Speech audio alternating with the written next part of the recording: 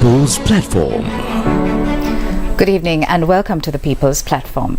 The government of Sri Lanka has high hopes for tourism to assist, aid and drive the economic recovery of the country.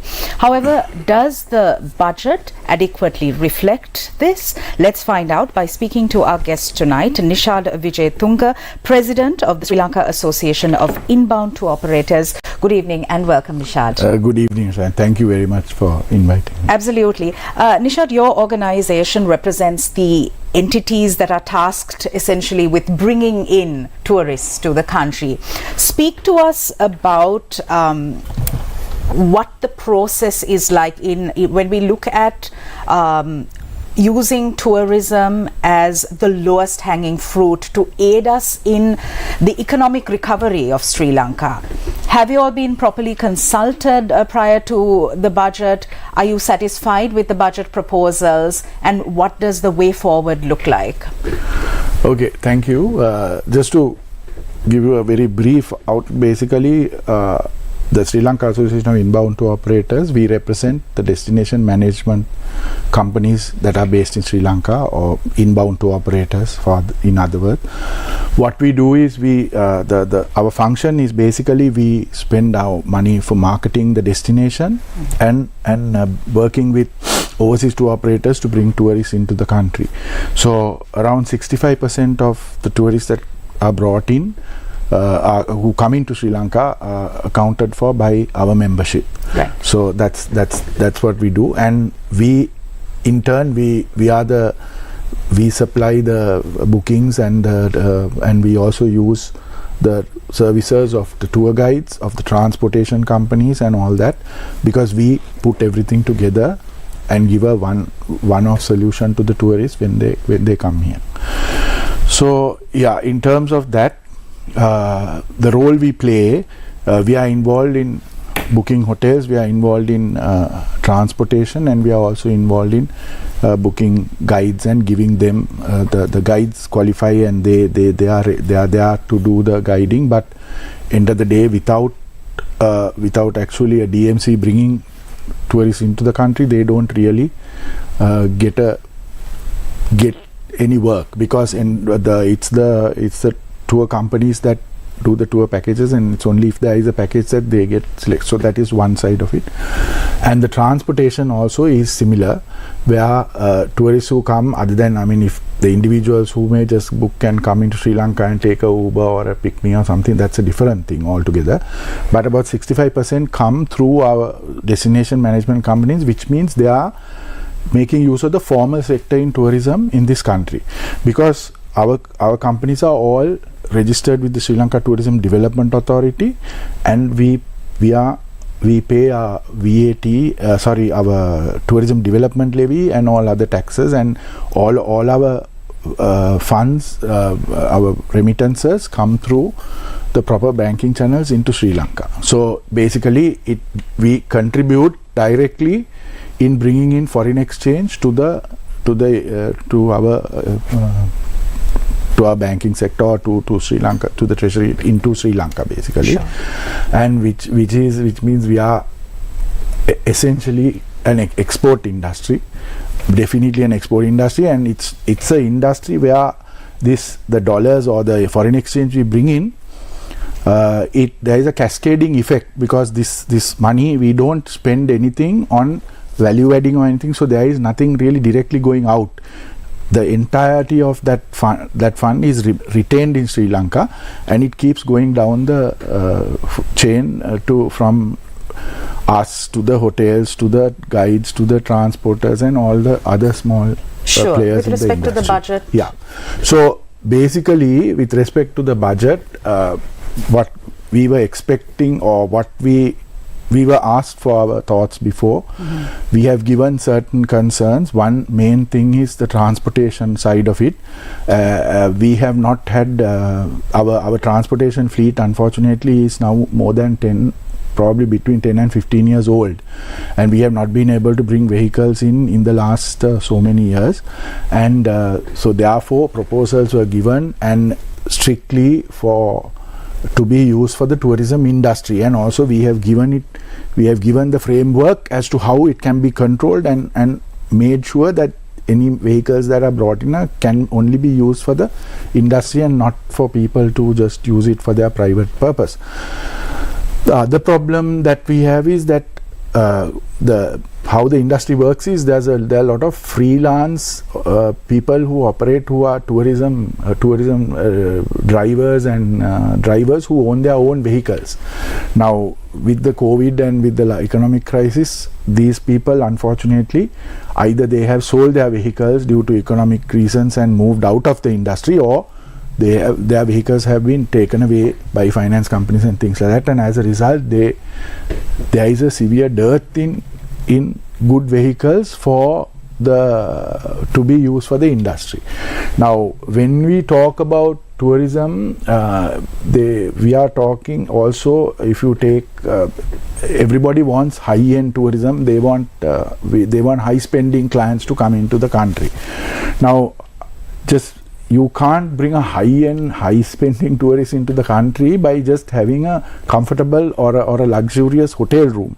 There has to be a seamless way where they come through the airport, where they are taken around, and their expectations, there's a certain level of expectation. I'm not saying that they need luxury vehicles or high-end, very high-end vehicles, but they have to be able to get into a reliable transportation, into a reliable transport and get from point A to B. As you know, in Sri Lanka there is a limit. Most of the transportation is done by road, and as a result we need a good fleet, and we were told that we have given proposals, and we were expecting that we might hear something through the budget, but unfortunately we haven't. What are the concerns that have been resolved through the budget? So the way I see it, one of the things that they are looking at, the only thing I see is that the budget talks about restoring and doing up properties that are owned by the Sri Lanka Tourism Development Authority and also other government sector which can be used for tourism. So that is all going into the tourism accommodation product, upgrading those things and using it for tourism, which is fine. But there is a bigger picture. So unfortunately, also when from the other angle of taxation and things like that, we are not asking for relief, or we are not asking for any handouts. I mean, that clearly we don't. But all we are saying is this is a growth industry. We are all talking about the lowest hanging fruit. We are all talking about harvesting this fruit. But unfortunately, what is happening is every day we are increasing prices, and we are getting more and more uncompetitive in the global tourism market. Nishad, the global marketing campaign of Sri Lanka tourism is yet to be launched. Correct. Speak to us about how important it is to properly utilize marketing as a tool to effectively bring in the tourists. Yeah, so the global marketing campaign, there was a plan, and we were very happy about it. Somewhere earlier this year, there was a plan on, and there were tenders done. Everything was in place to launch it early part of this year. But unfortunately, the one campaign, the main sort of conceptual campaign was approved, but there were some flaws in the process of the marketing, the digital campaign, tender process or whatever, and as a result the whole thing has got pushed back. So sadly, this is something that we have been seeing, and unfortunately again we were very hopeful that this will take off, because we are coming out of 4 years of crisis. It's not like that, like other destinations like in the Far East, which also work on these same markets. Like, I mean, we are looking at when you look at the global tourism markets, we are looking at places like Europe, we are looking at UK, we are looking at new markets. We are looking at China, we are looking at India, we are looking at the Middle East, all that. So there are a lot of other countries which have similar products. If you take like Thailand, Vietnam, Laos, Cambodia, all of those countries have similar products, and if as a result we have to be competitive amongst this group. So and also we in that global marketplace we have to push Sri Lanka out there, and the marketing campaign is exactly what we need to do that. Of course, I also have to say, having just come back from the World Travel Market in the UK, the response has been quite good. Okay. But and also we were lucky that we won an award for the Pico Trail in the UK Travel Writers Guild Awards. Amongst there were 5 contenders, and Sri Lanka won the award for the best trek, and that has created some buzz. Also, World Travel Market was visited. I think our officials had a lot of consultations with different international TV and media and all that. So, but the thing is, without a consistent push, we need the awareness thing has to go on. And also we are coming out of 4 years, because the other markets, like if you're looking at the other competing destinations, they went only through COVID, whereas we started with 2019 with the Easter attacks. We went through COVID, and when we were just coming out, we came into this major economic crisis, which actually that impacted a lot more than even the COVID, because COVID was a global thing, whereas this gave out a lot of negative things about Sri Lanka, not having food, not having medicine, not having fuel, all of that. So we are still we have got over that to a great extent, but unfortunately it's still lingering. So that's why this global campaign would have been ideal to really get that out of the way. As a key stakeholder in the tourism enterprise, in your opinion, how must Sri Lanka go about doing damage control to prevent the damage thus far done to its image through negative publicity, which we see at a global, regional level? Okay, so I must say that the damage done to a great extent we have got through it, and the efforts of the tourism officials, what have been done together with the industry, that is with us and with the Hotels Association and all that, we have done a lot of different things starting from around July, August last year, which has paid off to a great extent. But I would say only maybe around 80% of what would the ideal situation is where we have reached at the moment. But moving forward, I think with winning these awards and also the presence we had at the World Travel Market, because the World Travel Market, though it's conducted in the UK, it's a melting pot for the entire tourism industry in the world, so everybody is there. So the exposure we got and the fact that we were there was good. So, but we need to work on the various media. We need to get it out there that we are now 100% out of the woods, as it were, at least for the tourism sector, and that if tourists come in here, that there is no problem, they can get around and do what has to be done. All right. You're watching the People's Platform. We're going for a short commercial break. We'll be right back.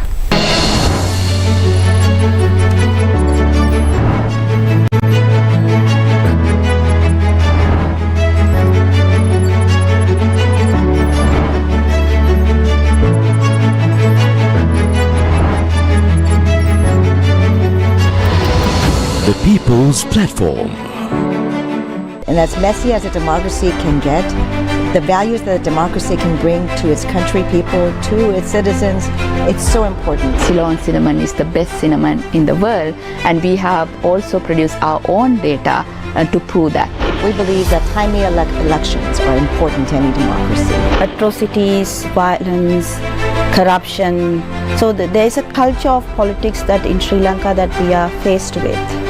And so therefore women hate entering politics. The United States of America is going into election season just next year. Sadly, Sri Lanka hasn't seen elections for a while. The People's Platform.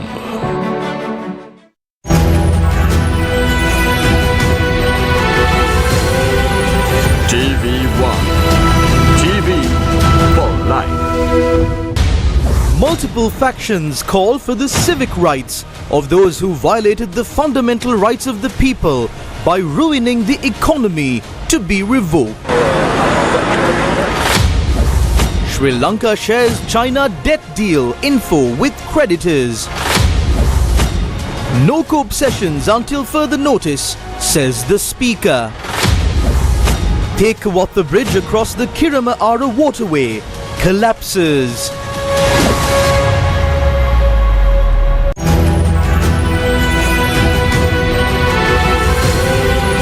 TV1.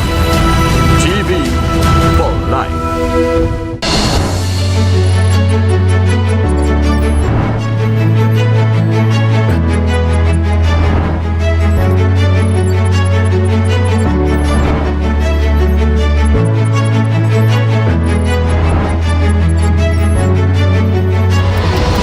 The People's Platform. Welcome back to the show. We're in conversation with the President of the Sri Lanka Association of Inbound Tour Operators, Nishad Wijetunga.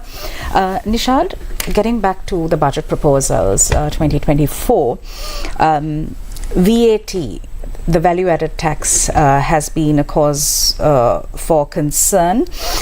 Speak to us about what the implications will be to the companies represented by the Sri Lanka Association of Inbound Tour Operators. That will be increased from 15% to 18% from next year.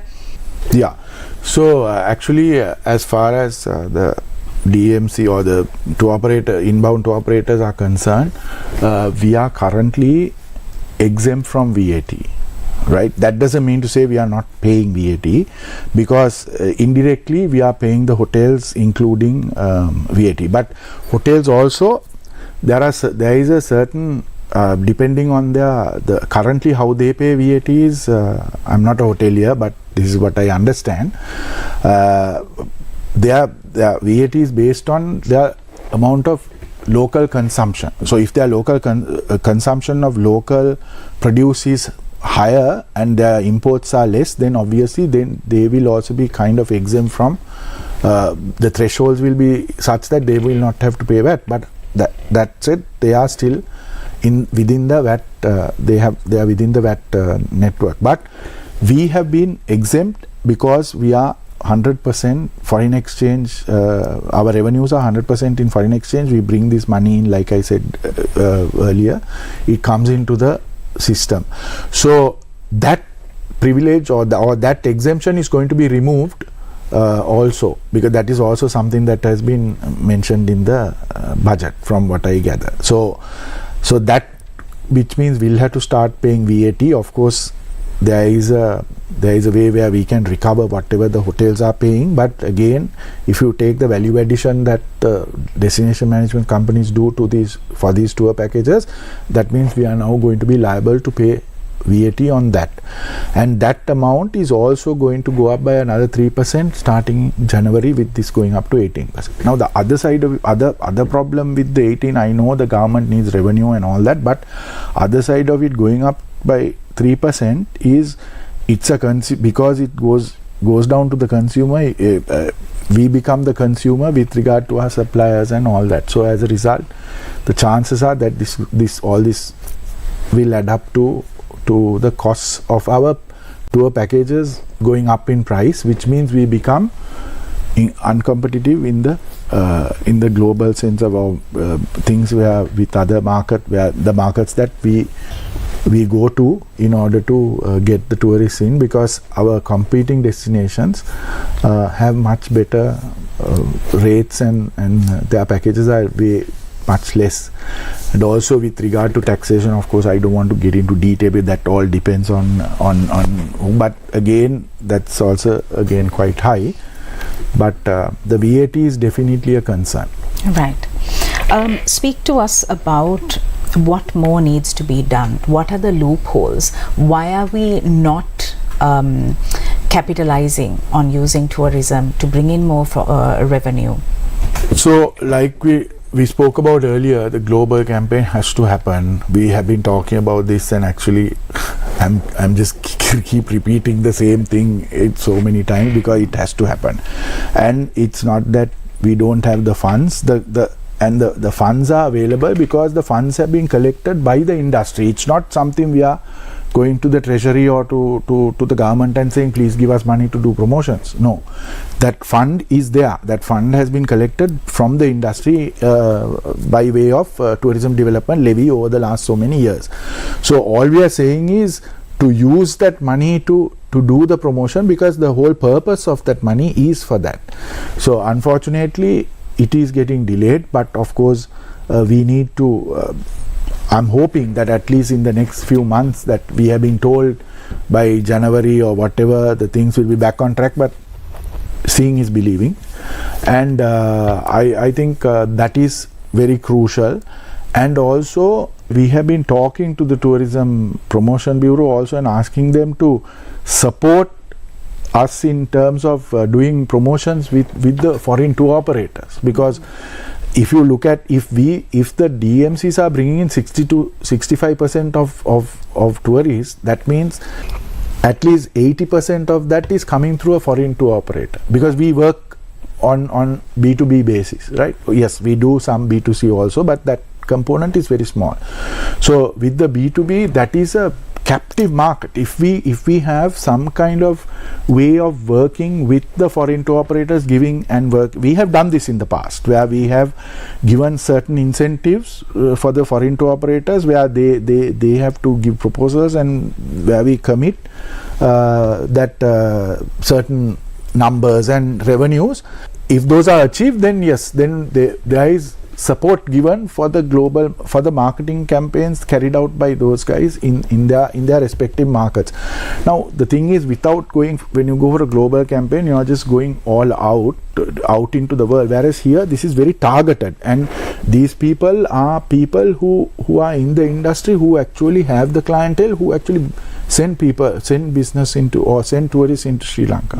So that I would say that is something that I would really urge the Promotion Bureau guys to look into, and over the years, both Sri Lanka, the Association of Inbound Tour Operators, as well as the hoteliers, we have worked very closely together with the tourism, and even now we still do that, and we do support, and also we have by virtue of the Tourism Act, we do have board seats on those the associations, the Hotels Association, also have board seats on the Tourism Promotion Bureau. So if it's discussed, it can be done productively, because there is a very strong private sector participation. But sometimes what happens is the authority doesn't get approved there. It has to sometimes go to higher places, and then the whole thing it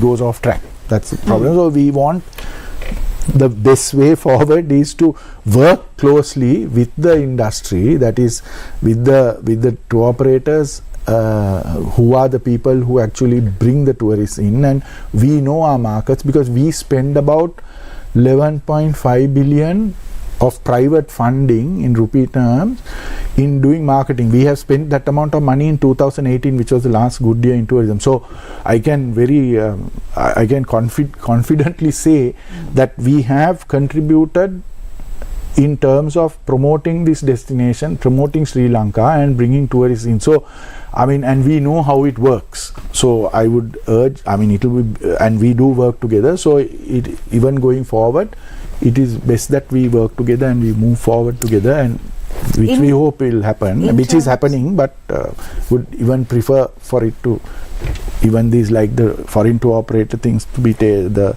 proposals to be taken in and considered.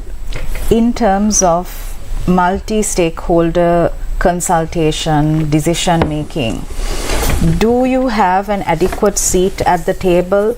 Are the different stakeholders working in silos, or is there consultation in the realm of decision making? Yes, there is consultation in the realm of decision making, and also I know in the there have been sometimes said that small and medium guys are not getting much representation, but I can tell you responsibly that about 90 to 95% of Slighto's membership are small and medium enterprises in the industry. So therefore we have proper representation on these boards. So they don't, but in certain matters we have seen in the recent past that some matters they have just worked in silos and move forward, unfortunately, which has been detrimental. For example, the minimum room rate that was brought in for Colombo hotels with effect from the 1st of October. As you know, we were working very nicely with the Indian mice market was picking up beautifully, and if you take the numbers, all the numbers they were talking about from January all the way up to July, August was mostly a big component of that, and it has been said that India has been the main market. Okay. So these numbers were really very high up and really good, and it was nicely picking up when without any consultation with Slighto or with the inbound operators, because with the Hotels Association and the Tourism Development Authority, they brought in this thing in spite of us repeatedly saying don't do it. We went out to the media, we wrote to the minister, we wrote to the chairman of the Tourism Development Authority, we gave detailed explanation as to why. And it's not a case of, it's nothing to do with only the DMCs. It's not that we are losing. Yes, we will lose, no doubt, but overall if the numbers drop, then even if the hotels their yields may go up because of a minimum rate that has been brought in, overall the country loses, because the number of people coming is how you can their other expenditure is what goes down to the lower the smaller guys in the industry, or not even in the industry. Even if you take a tambili seller or a tuk-tuk driver in Colombo, these guys are all get affected when the numbers coming into Colombo drop. So we have clearly seen that these numbers have dropped into Colombo, and the Colombo hotels, I won't talk about the hotels, but basically the Colombo hotels have seen a drop in numbers, and also the overall situation is that the mice market has come to a grinding halt. Sure. Nishad, just to shift gears, do you think that there is an adequate protection landscape for tourists to come to Sri Lanka, feel safe in Sri Lanka? Is there a proper streamlined system? Yeah, there is a system, and I don't think tourists need to feel, especially if they come through a registered DMC and they go around Sri Lanka, it's absolutely no problem. Similarly, Sri Lanka is a safe destination. There's no question about that.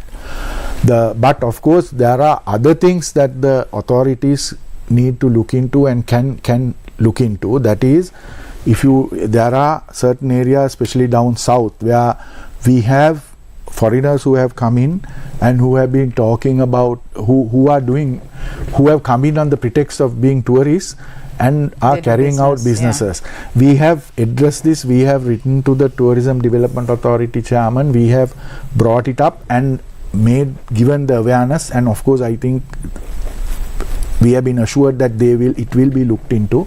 But that is something that really needs to be addressed, because from a DMC point of view, we will still get our business, and we will, our tour operator partners will come in and we will do it. But this kind of thing affects the grassroots level tourism service providers, especially in the regions. Because when these guys come in and they start operating, then the guys who are hiring surfboards on on the beach down south, the guys who run the tuk-tuks, the guys who do the bike rentals. I mean, all of these people get affected. These are the small guys, and end of the day, that is what tourism is all about. I mean, it's the fact that we are there as as the main players bringing in tourists. The hotels are there providing all the accommodation and things like that in the formal sector, and we are all in the formal sector, but there is a big informal sector. We have to recognize that. So the sooner we bring those informal guys also into the formal sector, on one side, the funds will come in through proper channels and all of that, but also, they will also feel that they are part of this whole industry and they are stakeholders. So with what is happening is those guys are really getting affected by what is going on down south. So I hope that sooner than later something will be done about addressing that. All right, thank you very much, Nishad Wijetunga, President of the Sri Lanka Association of Inbound Tour Operators. Thank you for your time. Thank you very much. Thank you for having me. Thank you very much for watching us. We'll see you again next Monday. Have a safe weekend. Good night.